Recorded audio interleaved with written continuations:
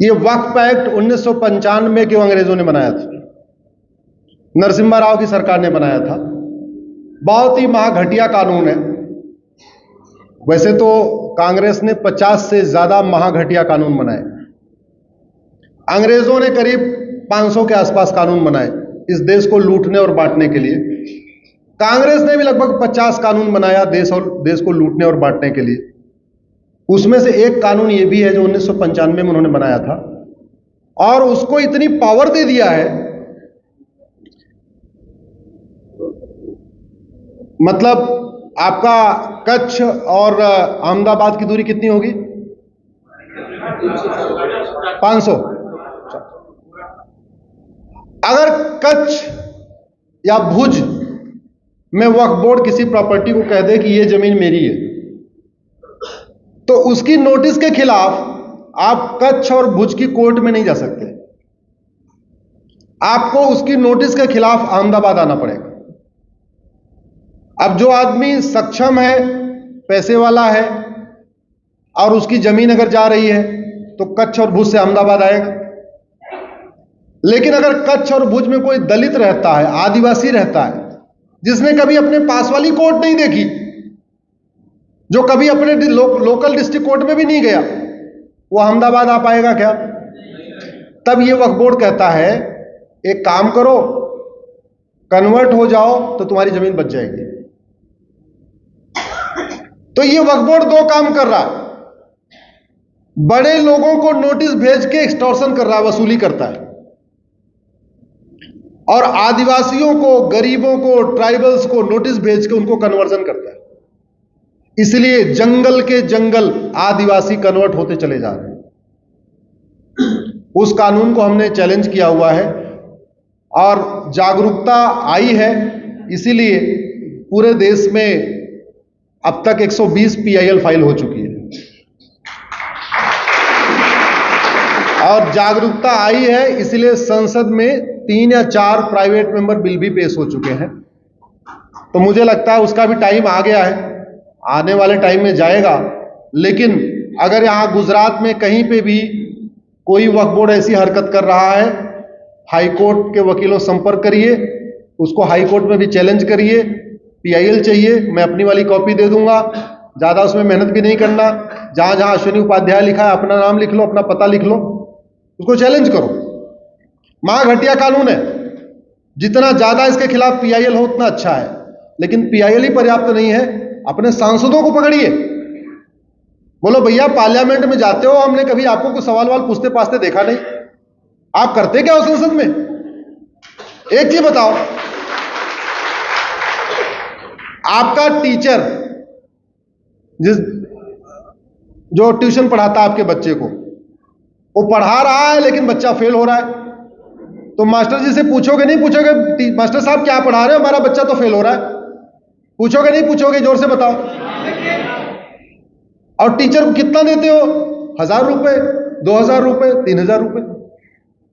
मतलब जहां 1000-2000 रुपए देते हो वहां पूछोगे ऐसा कैसी ट्यूशन पढ़ा रहे भाई, हमारा बच्चा तो कुछ पढ़ ही नहीं पा रहा ठीक से। लेकिन जिसको आप वेतन देते हो, भत्ता देते हो, फ्री एयर टिकट देते हो, फ्री रेल का टिकट देते हो, सर्किट हाउस देते हो, VIP व्यवस्था देते हो, आजीवन पेंशन देते हो, सिक्योरिटी गार्ड देते हो, खाना बनाने का नौकर देते हो, बड़ा सा बंगला देते हो, उससे कभी नहीं पूछोगे? तो थोड़ा आत्मचिंतन करिए। 50 रुपए देते हैं नाई को दाढ़ी बनवाने का, अगर 2-4 बार कट मार दे उसके दाढ़ी नहीं बनवाएंगे, उसको धमकाएंगे कैसी दाढ़ी बना रहा है भाई, तो बार बार बाल दाढ़ी कट जा रही।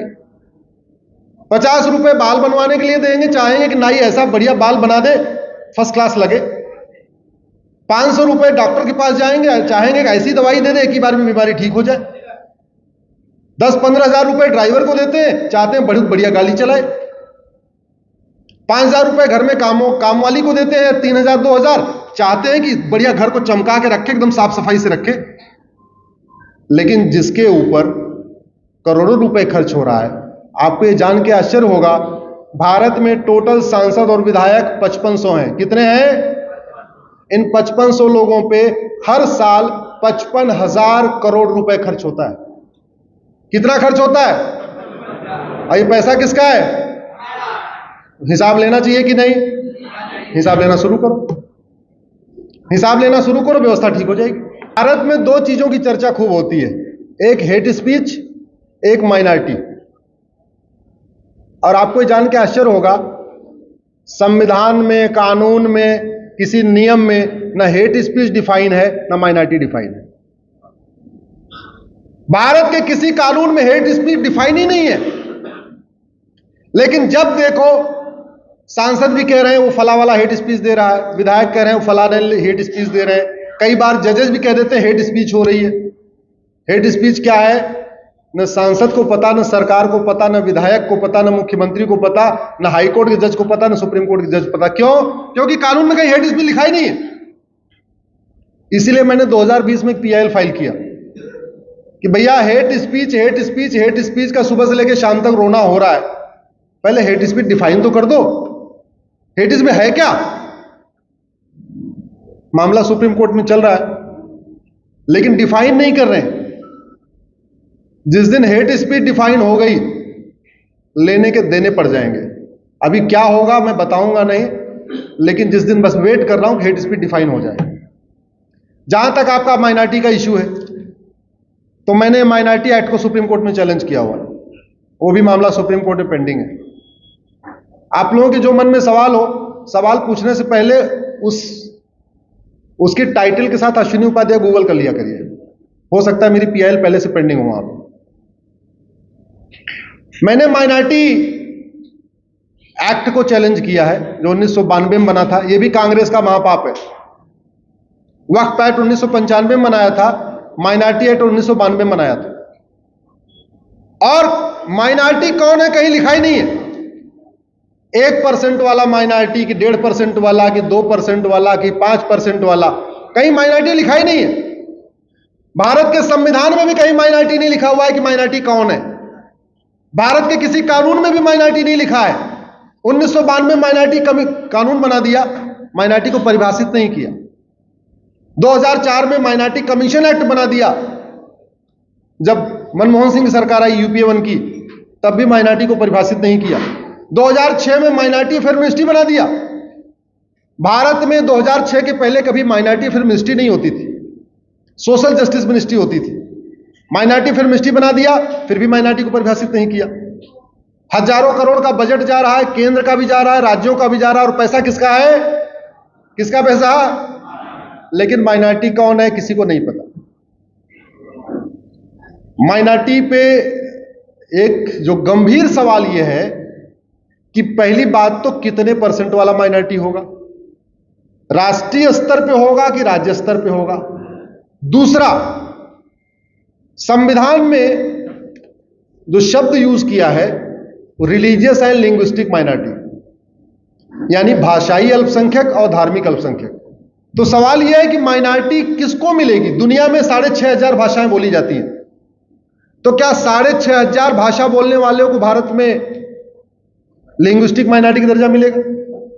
क्या फ्रेंच बोलने वालों को, जर्मन बोलने वालों को, चाइनीज बोलने वालों को, रसियन बोलने वालों को, कोरियन बोलने वालों को भी माइनॉरिटी का दर्जा मिलेगा? या जो भारतीय भाषाएं हैं उनको माइनॉरिटी का दर्जा मिलेगा?